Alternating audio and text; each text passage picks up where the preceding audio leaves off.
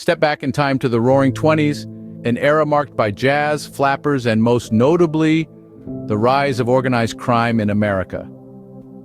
This was a time when the Volstead Act, better known as Prohibition, set the stage for an illicit economy, a time when gangsters became celebrities and their exploits filled the pages of newspapers nationwide. In the heart of this turbulent era, in the bustling streets of New York City, a young immigrant was carving his path.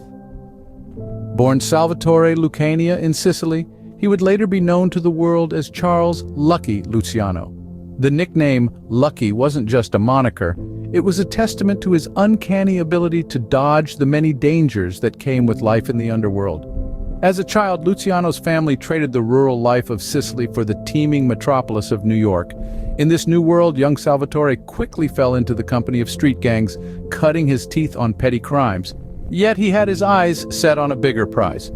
His ambitions led him to the world of organized crime, a world that thrived in the shadows of Prohibition. Luciano proved to be a quick study, showing an innate understanding of the structures and dynamics of the criminal underworld. His uncanny knack for organization, coupled with a ruthless drive, set him apart. He was a new breed of gangster, one who saw beyond the immediate spoils of crime. He envisioned a national crime syndicate, a United States of crime, if you will, that could maximize profits while minimizing risk. Luciano's rise wasn't without its challenges. He faced opposition, betrayal, and even brushes with death. But with each hurdle, he emerged stronger, more determined, and more influential. He was more than a gangster. He was a visionary in the world of organized crime. As Luciano climbed the ranks of the criminal underworld, he was shaping a legacy that would forever change not only the face of crime, but also the world. As the 1920s rolled into the 1930s, Luciano was ready to take center stage in the criminal underworld. The stage was set for Luciano's ascension during the tumultuous period of the Castellammaris War, a bloody power struggle between the old and new guard of the mafia. Luciano, a savvy operator, saw an opportunity amidst the chaos. With a keen eye for power dynamics and a ruthless determination to rise to the top, he began to manipulate events from behind the scenes. Luciano didn't just want to win the war, he wanted to redefine the game. He envisioned a new structure for organized crime, one that would ensure stability and profitability for all involved. To realize this vision, he orchestrated the assassination of both faction leaders, effectively ending the war and clearing the path for his rise to power. With the war over, Luciano wasted no time in implementing his innovative approach to organized crime. He established the 5 families, dividing New York into territories controlled by each family. This move was not just about consolidating power, but also about creating a system of checks and balances. Each family had its own territory, its own interests to protect, creating a balance that discouraged infighting. But Luciano didn't stop there. He went on to form the Commission, a governing body for organized crime in the United States. Composed of the bosses of the most powerful families, the Commission served as a sort of Mafia United Nations, settling disputes and making decisions that affected the entire underworld. This was a game changer. No longer was the Mafia a disorganized collection of warring factions. Under Luciano's guidance, it became a streamlined, efficient machine, a nationwide syndicate with him at the helm.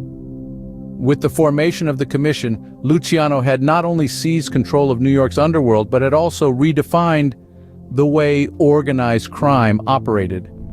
His rise to power was not just about personal ambition, but about a vision for a new way of doing business, a vision that would shape the face of organized crime for decades to come.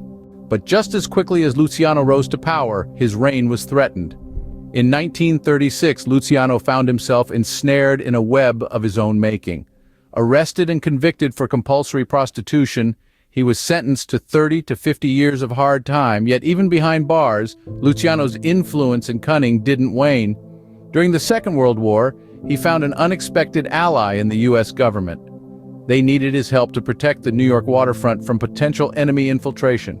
In return for his services, Luciano's sentence was commuted, and in 1946, he walked out of prison. His freedom, however, came with a catch.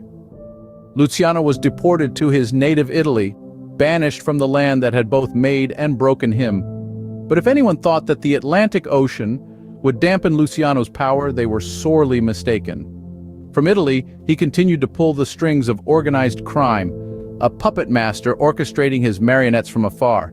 He remained involved in the underworld until his last breath in 1962. His life was a testament to the paradox of power, a man who rose from the streets of New York to become a kingpin, only to fall from grace and be exiled. Yet, even in the face of adversity, he refused to bow down. Even in exile, Luciano's influence was far-reaching, shaping the world of crime from across the Atlantic. Lucky Luciano wasn't just a criminal, he was an innovator whose influence stretched far beyond his lifetime. Under Luciano's leadership, organized crime underwent a seismic shift. He saw the potential in unifying the various mafia families under a single governing body, an idea that led to the creation of the Commission. This organization, a kind of United Nations of the underworld, was an unprecedented move that revolutionized the mafia's operations. Even today, echoes of Luciano's grand design can be seen in the structure and operations of organized crime syndicates worldwide. But Luciano's legacy isn't confined to the shadowy corners of the underworld. His larger-than-life persona has found a place in popular culture, serving as an inspiration for countless crime dramas and gangster films. He's been immortalized on screen, in print, and in music, a testament to the enduring fascination he continues to inspire. Yet it's essential to remember that Luciano's legacy is a complex one. His innovative approaches to crime gave rise to a more structured, efficient underworld. But they also led to increased violence, corruption, and societal damage. His story is a cautionary tale, a stark reminder of the consequences of unchecked ambition and the allure of power. Through his ruthless ambition and cunning innovation, Lucky Luciano left a legacy that forever reshaped the world of crime. He was indeed lucky, but perhaps we were the unlucky ones.